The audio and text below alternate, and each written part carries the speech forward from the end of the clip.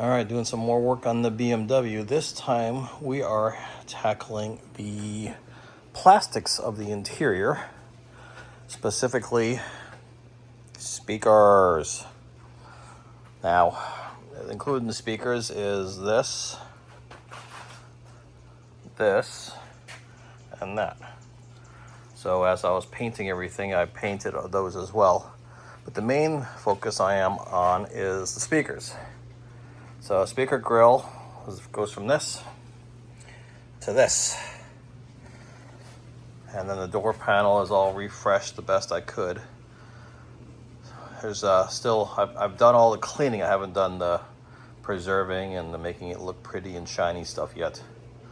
But a lot of this discoloration is actually the chemical, the leather treatment that's pulling all the crap out of it, so that should clean up a little bit better. But I wanted to walk you guys through what I have done to basically replace this. So this is in reverse order because this is the final product. So now we're going to go look at how we got to here. All right, step one in replacing your speaker grills is buy replacement speaker grills. So obviously that's not working, so I went with the new ones. I bought these from, I believe, FCP Euro, and they were expensive. And they were expensive and expensive and expensive. But whatever. So, step one, acquire those. This is for a convertible as well as it applies to the coupe. So these only are for those two. The sedan, the 4-door, and the wagon are a different type of speaker grill. So make sure you know what you're getting before you buy it. Speaker grills on the other ones, I believe, are much easier to change, and these are the pain. So that's step one. Step two, obviously, is to remove the door panel. And I'm cleaning the door panel, scrubbing it down, treating it, doing all the door handle stuff, all that to make it look really good while I'm in here. But my main goal was just to do the speaker for that. So next comes removing the, I don't know what you want to call this, cup, pocket, whatever, but it's also got the integral top portion of the speaker. So that sits inside of here like this. It's kind of a tricky little thing to slide it in. But I used a drill to drill out all of these because it's actually plastic welded to the thing there. So I'm drilling them all out, and that's another thing you need to buy. These are working good. These are number 8 by 1/2 inch.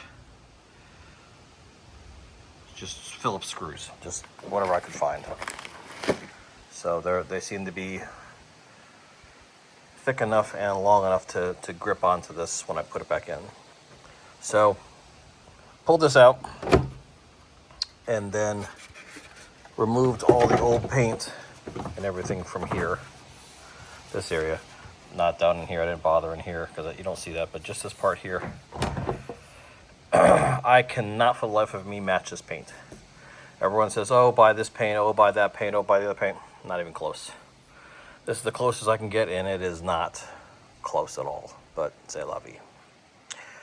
Side note, you might want to consider buying all new plastic connector pins as well. There's 10 per door.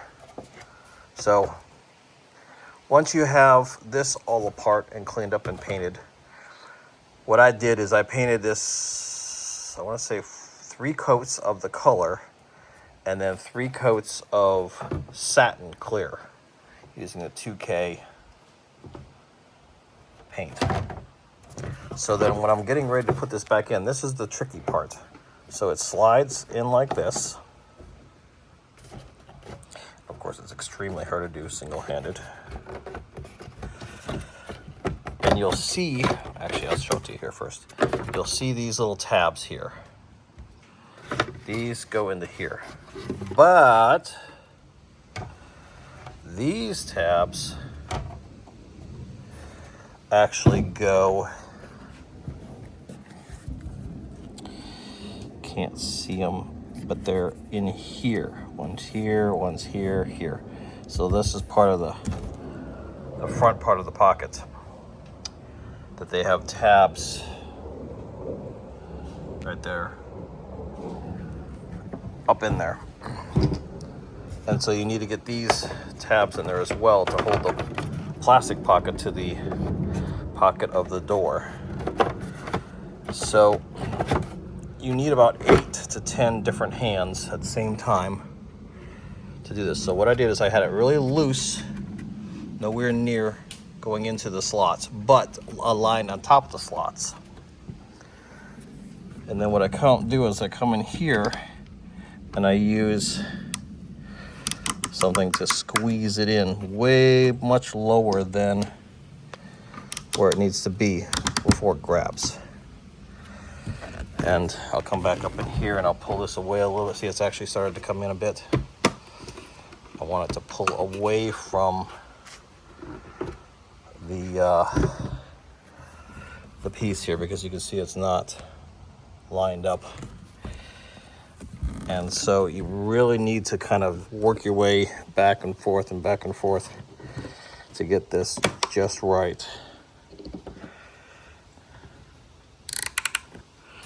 So now I have 3, and you see it's flush with it, and it's lower than, and this is, I'll take care of that in a second, but it's lower than that.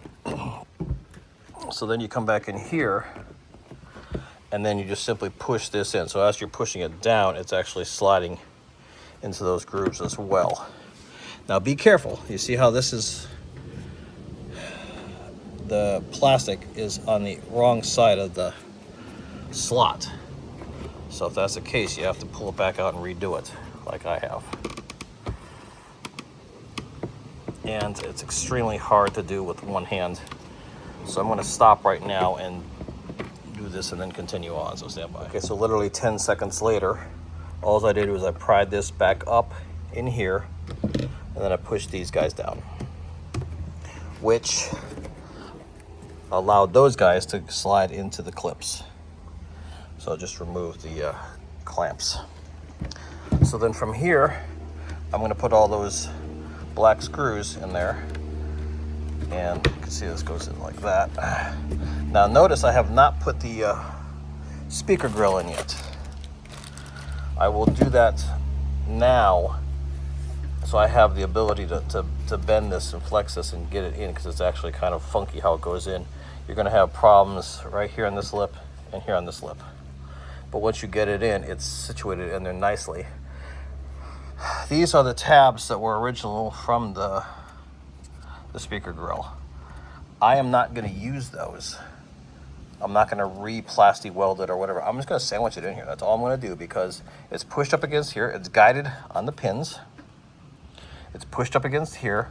And then 2 of the 3 speaker, 1, 2, 3 speaker mounts sandwich it all together. So I'm not going to bother trying to glue it or mechanically fasten it in.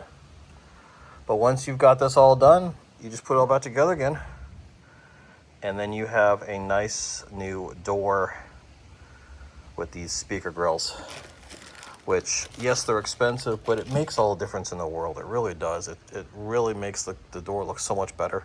It's the first thing everyone sees. So you might as well, if you're going to spend some money on it, on your car, spend some money on those.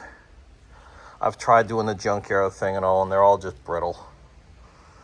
And I get it home and it's cracked, and it just some things you need to bite the bullet. And that's the one that I did. So hopefully this will help somebody and maybe guide somebody to be brave enough to tackle it themselves like I did. And then have a much better looking BMW. Take care all.